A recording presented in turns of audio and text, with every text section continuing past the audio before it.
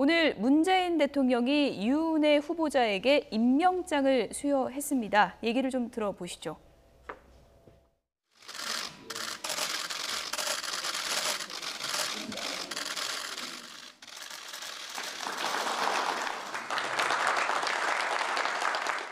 우리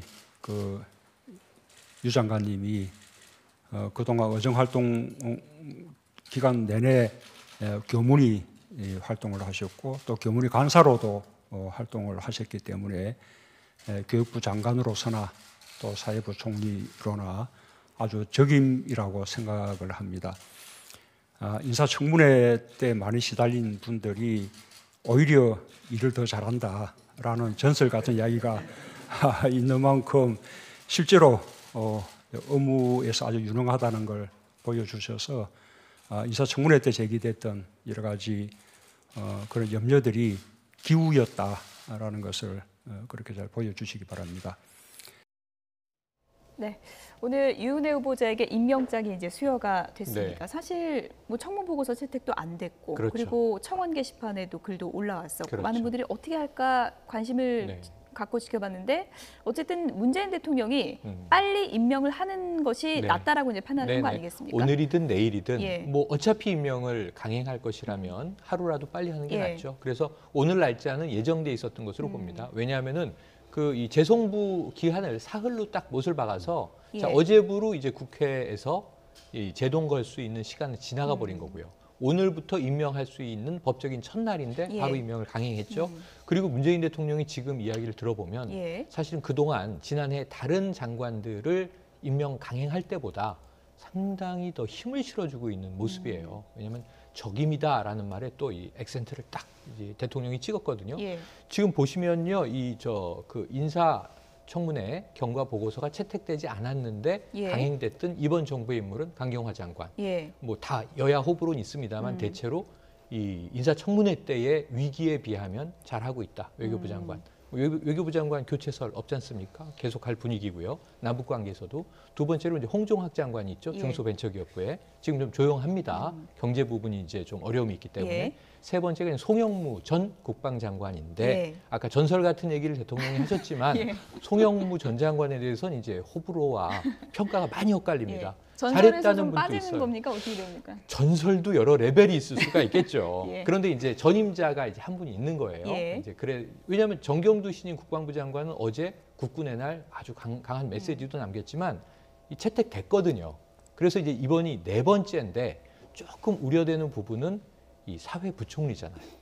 지금 이 김동연 부총리하고 동급입니다. 예. 기재부 장관 겸 경제부총리와 교육부 장관 겸 사회부총리예요. 그래서 문재인 대통령이 적임이라고 말씀하신 만큼 일반 장관보다는 더 이상의 역량을 보여줘야 돼요. 왜냐하면 부총리라고 하는 것은 사회 분야를 묶어서 사회 분야에 여성가족부도 있고 여러 다른 부처들이 있는데 묶어서 함께 끌고 나가는 일종의 또 팀장의 역할을 해야 되거든요. 이런 예. 면에서 유은혜 이 장관의 어깨는 매우 무겁다. 오늘 매우 무겁다. 이렇게 예. 말씀드릴 수 있겠네요. 오늘 또 여러 가지로 주목을 받았던 것이 최초라는 말이 여러 군데서 나왔기 그렇죠. 때문입니다. 최초가 3번이 겹쳤는데 뭐가 겹쳤는지 설명을 좀 드리겠습니다. 첫 여성 부총리, 그러니까 23년 만에 나온 여성 교육부 장관이기도 하고요. 그리고 오늘이 마침 생일이라 그래요. 생일날에 또 임명장을 받게 되는 날이 됐고요. 그리고 옆에 이제 사진에도 나오고 있는데요. 처음으로 시어머니 손잡고 임명식에 참석을 했습니다.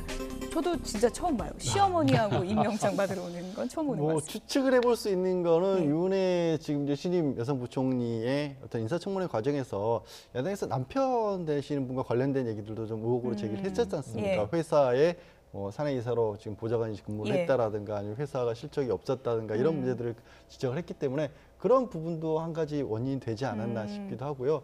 어쨌든 뭐 여성을 입각률을 높이겠다는 문재인 대통령의 공약사항을 지켜나가고 있는 가운데 이제 그냥 뭐 다른 장관들의 자리가 나타나는 건 절대 아니지만 사회부총리로까지 격상을 시켰기 때문에 그런 부분에 있어서만큼은 기대를 좀 하시는 것 같은데 좀 최영일 평론가도 지적한 것처럼 적임이라고까지 표현을 쓰신 것은 하나의 보증에 가까운 일이고 어쩌면 다른 것도 아니고 사회부총리보다도 이제 교육부 장관만큼 사실 어지간히 잘해서 글자 그대로 본전을 하기도 어려운 어떤 위치이지 않습니까? 예. 그런 부분에 있어서 문재인 대통령이 기대하는 것이 과연 무엇이길래 저렇게까지 적이나 표현까지 쓰셨는지에 관해서는 국민들이 좀 기억하고 바라볼 예. 것 같아서 굉장히 사실은 오늘 반가운 거 본인으로서는 굉장히 일생일대의 날이지만 무겁게 느껴진 날이 아닐까 싶습니다. 후일담으로는 또 뭐 시어머니 덕분에 이렇게 사회 활동을 좀 활발히 할 수 있어서 감기 왔다 이런 얘기도 들리더라고요. 네, 맞습니다. 예. 그러니까 윤해 신임 부총리가 정계에 입문하게 된 게 김근태 전 의원의 이제 보좌관으로 그렇죠. 입문하게 되지 않았습니까?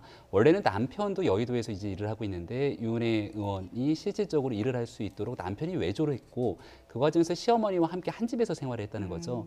그렇게 해서 보통은 시어머니 입장에서는 며느리가 정치라고 나가서 남편, 내 아들이 외조하게 되는 것들을 저희 어머니 같으면 그렇게 크게 바람직하게 생각할까라는 예. 생각이 많은 관념들이 있는데 예. 거기에 대해서 헌신적으로 시어머니의 도움들이 있었다라고 하기 때문에 시어머니가 있기 때문에 지금의 유은혜가 있다라고 하는 굉장히 좀 긍정적인 의미로서 이렇게 오늘 청와대에 함께한 것이 아닌가라는 생각이 들고요. 예. 여기까지는 굉장히 긍정적으로 평가할 수 있겠으나 여전히 지금 야당 입장에서는 의원 불패 신화라는 걸 깨고 현역 의원으로서 청문 보고서를 채택하지 않은 유일한 사례지 않습니까? 예. 여기에 대해서 가장 문제를 삼고 있는 건 결국 교육 분야에 대한 전문성 문제라고 볼 수 있는데 거기에 덧붙여서 지금 2020년 총선이 바로 코앞입니다. 그렇죠. 그러니까 교육이 100년지 대계라고 얘기를 예. 하고 있는데 이 총선에 결국은 출마하게 되는 과정이라면 1년 몇 개월짜리 교육부 장관으로서 이 산적한 교육 현안의 문제를 해결할 수 있겠는가라고 하는 우려가 함께 공존하고 있는 터라 저는 많은 부담감을 안고 유은혜 장관이 그 임기를 시작하지 않을까 예. 생각합니다. 일단 뭐 야당 입장에서는 반의회주의 폭거 아니냐 네네. 이렇게 얘기를 맞아요. 하면서 상당히 좀 어떻게 보면은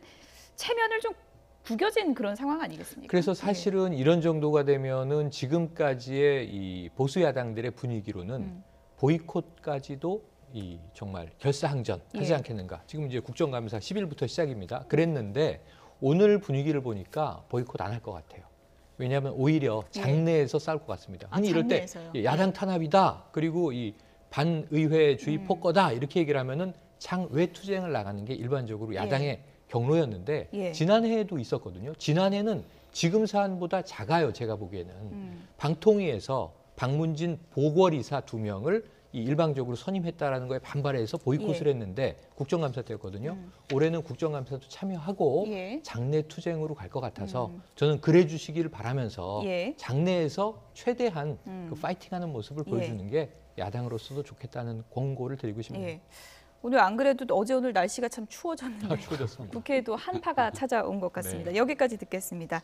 김병민 경희대 행정학과 겸임교수, 최영일 시사평론가 그리고 양지열 변호사 세 분이었습니다. 고맙습니다. 고맙습니다.